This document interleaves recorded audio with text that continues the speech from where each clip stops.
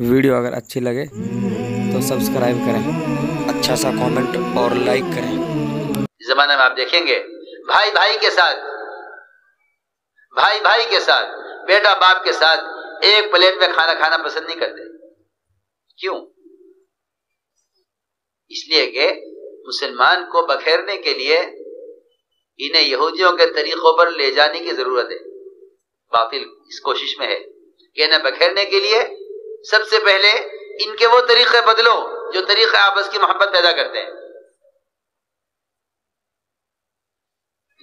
साहबी ने शिकायत की हुजूर अकरम सल्लल्लाहु अलैहि वसल्लम से, अर्ज किया कि या रसूल अल्लाह, खाना खाते हैं पेट नहीं भरता। शिकायत की तो आपने कोई वजीफा नहीं बतलाया कि तुम ये वजीफा पढ़ लिया करो और बरकत जाए खाने में। जी हाँ, हालांकि मैं समझता हूं कि मुसलमानों की आपस की इज्तिमाइयत से बढ़कर गैबी मददों के बरकतों के नुज़ूल का और कोई सबब और कोई वजीफा नहीं है। और आपस की इज्तिमाइयत नहीं है तो जितनी चाहे इबादतें कर लो, जितने चाहे बरकतों के वजीफे पढ़ लो, जितने चाहे बरकतों के तावीज़ करा लो, बरकतें इसमें नहीं है। जी हाँ, साहबी ने शिकायत की, आज के गया सुनना, खाना खाते हैं लेकिन पेट नहीं भरता। आपने क्या जवाब दिया? आपने फरमाया लअल्लकुम तफ्तरिकून, खाना अलग अलग खाते होगे,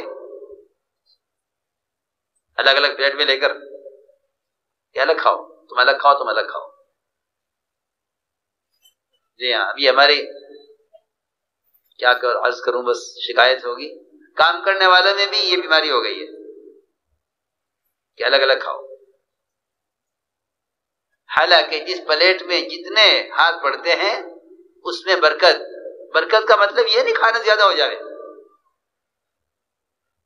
जी हाँ, लोगों का सारा बरकतें इस जमाने में बरकतें सिमट कर सिर्फ खाने की ज्यादती पर आ गई हैं। पैसे में बरकत हो गई, पैसे ज्यादा हो गया, खाने में बरकत हो गई, खाने ज्यादा हो गया।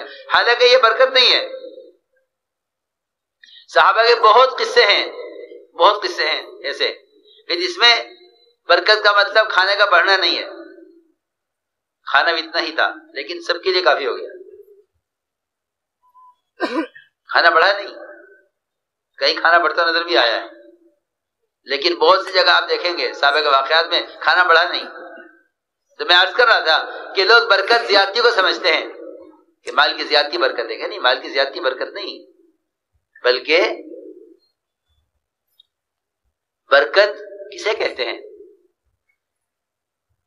बरकत कहते हैं अमन और सुकून की जिंदगी को। बरकत कहते हैं अमन और सुकून की जिंदगी। बरकत अमन और चैन की जिंदगी का नाम है। जी हाँ, खाने में इत्मीनान और बीमारियों से नजात और परेशानियों से नजात, ये बरकत का लफ्ज इन सारे मसाइल पर मुश्तमिल है जितने दुनिया में मसाइल पेश आ रहे हैं।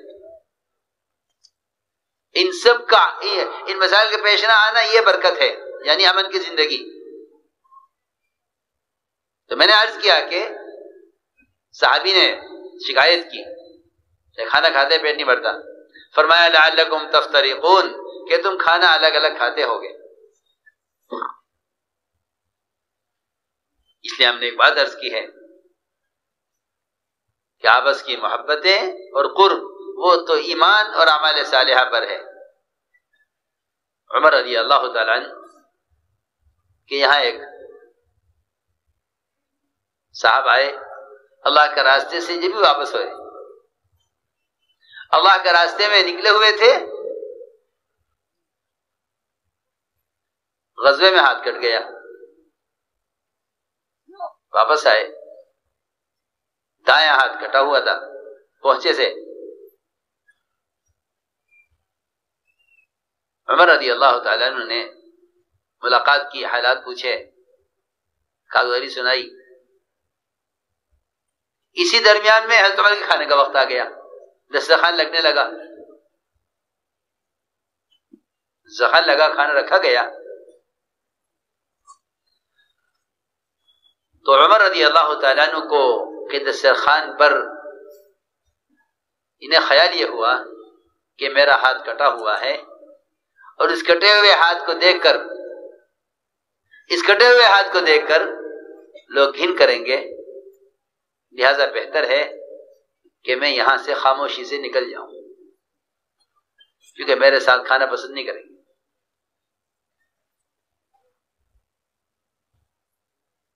عمر رضی اللہ تعالیٰ عنہ نے سمجھ لیا کہ یہ آدمی جو ہٹ رہا ہے یہاں سے، یہ اس لیے جا رہا ہے کہ میرے کٹے ہوئے ہاتھ کی وجہ سے میرے ساتھ کھانا کھانا پسند نہیں کریں گے۔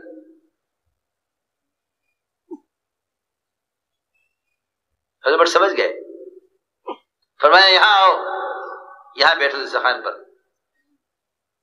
اور عمر رضی اللہ عنہ نے قسم کھائی اور یہ فرمایا کہ میرے ساتھیوں میں سے کوئی اس وقت تک برتن میں ہاتھ نہیں رکھے گا کھانے کے لیے جب تک تم اپنا کٹا ہوا ہاتھ اس برتن کے اندر نہیں گھما دو گے۔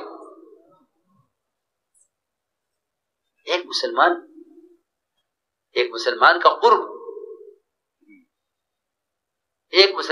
قرب دیکھو تو صحیح۔ جی ہاں، وہ تو ہم بات ہے، ایک مسلمان کا قرب کہ میں اس کی اتنا قریب ہوں، یہ گھبرا رہا ہے میرے ساتھ کھانا کھانے سے، کہ میرے کٹے ہوئے ہاتھ سے لوگ گھن کریں گے، مجھے دسترخوان پر نہیں بیٹھنا چاہیے۔ وہ تو دسترخوان پر بیٹھنے سے بچ رہا۔ حضرت عمر نے کہا میں نے قسم کھا لی ہے جب تک تو ہمارے کھانے میں اپنا کٹا ہوا ہاتھ نہیں گھما دے گا ہم میں سے کوئی کھانا نہیں کھائے گا۔ سوچو تو صحیح، ایک مسلمان کا قرب حاصل کرنے کے لیے اور ایک مسلمان سے اپنی محبت کو ظاہر کرنے کے لیے،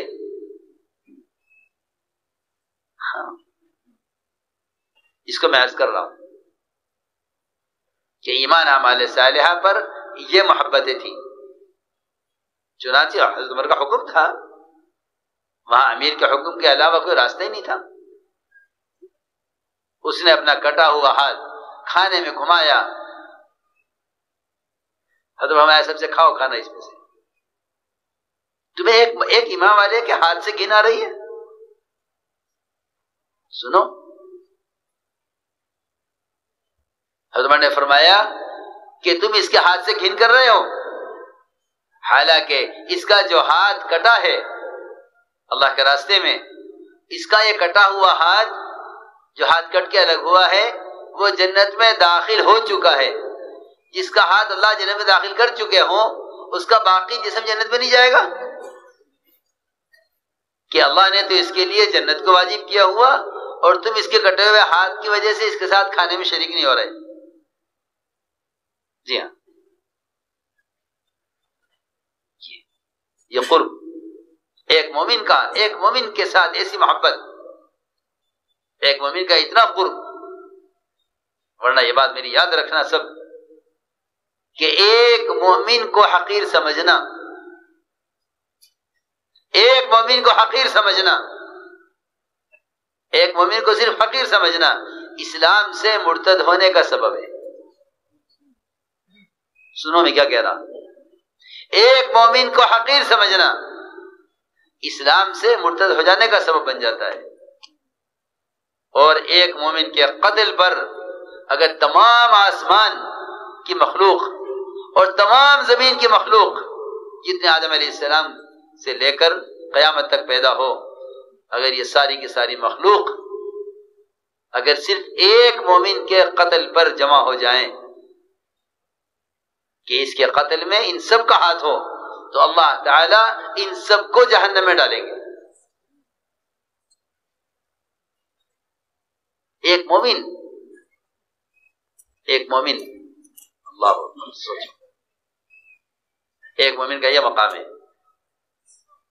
کہ اگر ایک مومن کے قتل پر زمین آسمان کی تمام مخلوق ایک مومن کے قتل کے کیس میں ہے، ایک مومن کے صرف، تو اللہ تعالی ان سب کو ایک ساتھ جہنم میں اوندھے منہ ڈالیں گے کہ یہ سب ایک مومن کے قتل میں شریک ہیں۔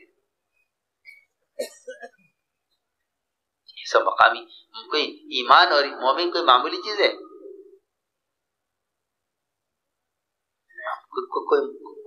یہ کوئی معمولی چیز ہے؟ لیکن وہی بات ہے کہ نہ ایمان کی تحقیق ہے اور نہ مومن کی خبر ہے کہ ایمان کسے کہتے ہیں، مومن کسے کہتے ہیں۔ میں نے ایک بات عرض کی ہے کہ کسی مومن کو حقیر سمجھنا یہ اسلام تک سے محروم کر دیتا ہے۔ حضور اکرم صلی اللہ علیہ وسلم نے جو امت بنائی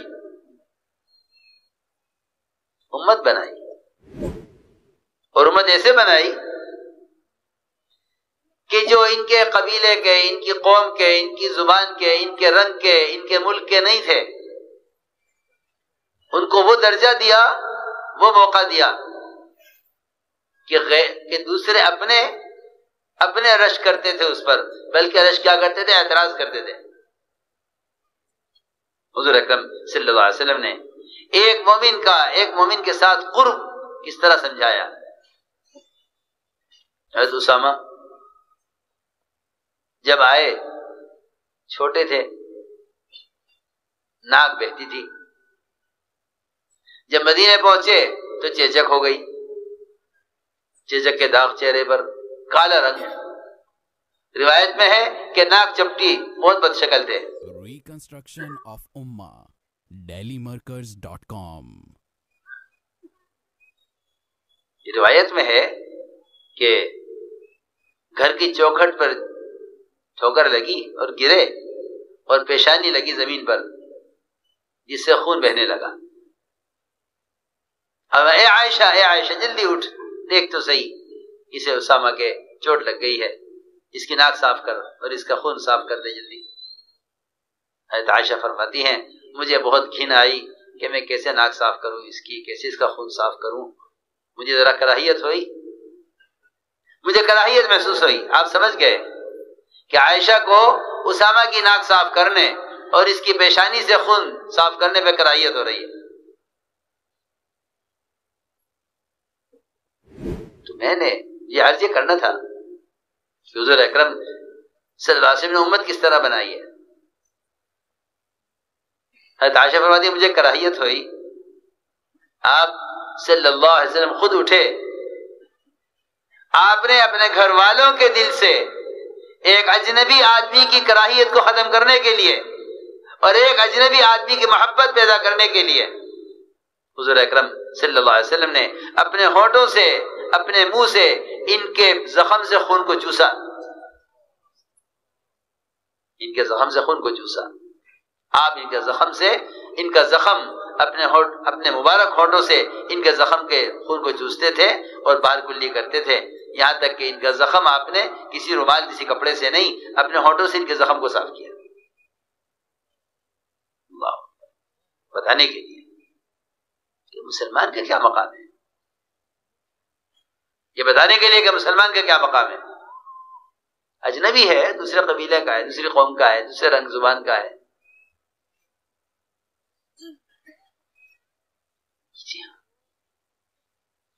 اور پھر یہی اسامہ تھے، پھر یہی اسامہ ہیں کہ آپ نے ان کو جماعت کا ذمہ دار بھی بنا کر دکھلایا کہ دیکھو ہمارے یہاں باہر کے آدمی کی یہ حیثیت ہے۔ اور اس سے بڑھ کر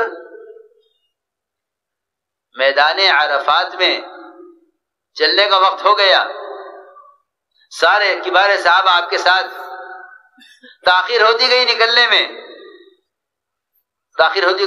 میں، وہ ہر ایک پوچھتا تھا کیوں دیر ہو رہی ہے، کہ آپ کیوں نہیں تشریف لے جا رہے ہیں، آپ کیوں نہیں چلتے، اور سارے صحابہ آپ کے انتظار میں کہ آپ چلیں گے، صحابہ چلیں گے۔ پوچھا گیا کیوں تاخیر ہو رہی ہے، تو بتایا گیا کہ حضور اکرم صلی اللہ علیہ وسلم وہ انتظار کر رہے ہیں حضرت اسامہ کا، وہ کسی حاجت سے گئے ہوئے تھے۔ جب آئے حضرت اسامہ، فرمایا ہاں اسامہ آ گئے ہیں، اب چلو۔ سوچو تو صحیح، جی ہاں، امت کے ایک ایک فرد کی خبر اور امت کے ایک ایک فرد کو لے کر چلنا۔ جی ہاں، سنو غور سے، انتظار آپ نے کیا ہے اسامہ کا، جب ہی آئے تو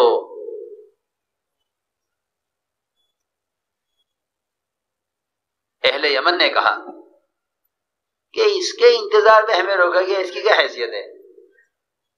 کوئی حیثیت والا آدمی ہوتا تو ٹھیک تھا، اب یہ ذرا ان کی کیا حیثیت ہے کہ ہمیں سب کو روکا گیا ان کی وجہ سے، تو ان کا کیوں انتظار کیا گیا؟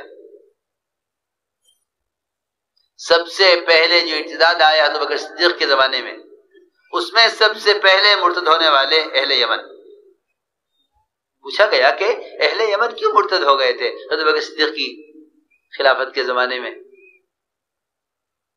تو جواب یہ ملا، روایت میں ایسا میں نے جمع کیا ہے، ذکر کیا ہے اس کا، تو جواب یہ ملا کہ صرف اہل یمن کے اسلام سے مرتد ہونے اور اسلام سے پھرنے کا جو سبب بنا ہے وہ صرف حضرت اسامہ کے انتظار کو حقیر سمجھنا تھا۔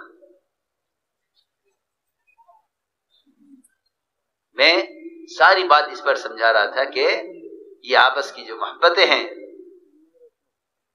جس سے انسان بن کر جیے دنیا میں، یہ جب ہو سکتا تھا کہ جب ایمان اور اعمال صالحہ، ساری بات سمجھانے عرض کیجیے کہ حضور اکرم صلی اللہ علیہ وسلم نے اپنے صحابہ کا یقین اس سے ہٹایا تھا کہ نہیں، کائنات کی شکلوں کا، تغیرات کا کائنات سے کوئی تعلق نہیں۔ اس پر صحابی نے عرض کیا تھا کہ ہاں ایک اونٹ کو خارش ہوئی تھی، سب کو ہو گئی۔ فرمایا نہیں، ہر چیز اللہ کی طرف سے براہ راست آتی ہے ہر ایک کے لیے، نظام کائنات کا کائنات سے کوئی تعلق نہیں ہے۔ سائنس یہ پڑھاتا ہے کہ نظام کائنات سے چل رہا ہے، اس لیے آپ دیکھیں گے ان کالجوں میں پڑھایا جاتا ہے کہ زلزلے کیوں آتے ہیں، حالانکہ زلزلے کا تعلق وہ زمین کی شکل سے نہیں ہے، زلزلے کا تعلق مسلمان کے زنا کے عمل سے ہے، کیونکہ فرمایا جعلت لی الارض مسجدا وطہورا، کہ مسجد کہ زمین تو اللہ نے سجدگاہ بنائی ہے۔ آپ نے فرمایا یہ میری امت کی خاصیت ہے کہ میری امت کے لیے پوری زمین سجدگاہ بنا دی گئی۔ پہلی امتوں کی عبادتیں ان کے عبادت خانے میں ہوا کرتی تھی، اس امت کی خاصیت یہ ہے کہ اللہ نے اس پوری زمین کو مسلمان کے لیے پاک بنا دیا اور سجدگاہ بنا دیا۔ جعلت لی الارض مسجدا وطہورا، تو جب وہ زمین جس کو اللہ کو سجدہ کرنے کے لیے بنایا گیا ہے، جب اس زمین پر زنا ہوتا ہے تو زمین کانپ اٹھتی ہے، زمین کانپ اٹھتی ہے، یہ میرے سینے پر کیا ہو رہا ہے؟ میں اس کے لیے بنائی گئی تھی، میں اس کے لیے بنائی گئی تھی، یہ میرے سینے پر کیا ہو رہا ہے؟ بتاؤ، کسی سائنس کے اسکول میں پڑھایا جاتا ہو، اگر یہ پڑھایا جاتا تو معاشرہ کتنا سدھرتا اس سے، کہ کالج میں پڑھایا جاوے کہ زنا اس لیے آتا ہے کہ زنا کی وجہ سے زلزلے آتے ہیں، زلزلہ اس لیے آتا ہے کہ زنا ہو رہا ہے۔ میں نے عرض کیا کہ کائنات کے تغیرات کا کائنات سے کوئی تعلق نہیں ہے، کائنات کے تغیرات کا تعلق براہ راست خالق کائنات سے ہے، اور اس کا کوئی حکم، اس کا کوئی فیصلہ بندے کے لیے شر کا نہیں ہوتا، وہ خیر کے فیصلے کرتا ہے بندے کے لیے، بشرطے کہ بندہ اس کو خیر کے، اس کو نیک اعمال پیش کرے۔ اس لیے میرے دوستو عزیزو، سب سے پہلے انبیاء علیہ السلام نے آ کر کلمہ لا الہ الا اللہ اس کا مفہوم سکھلایا ہے۔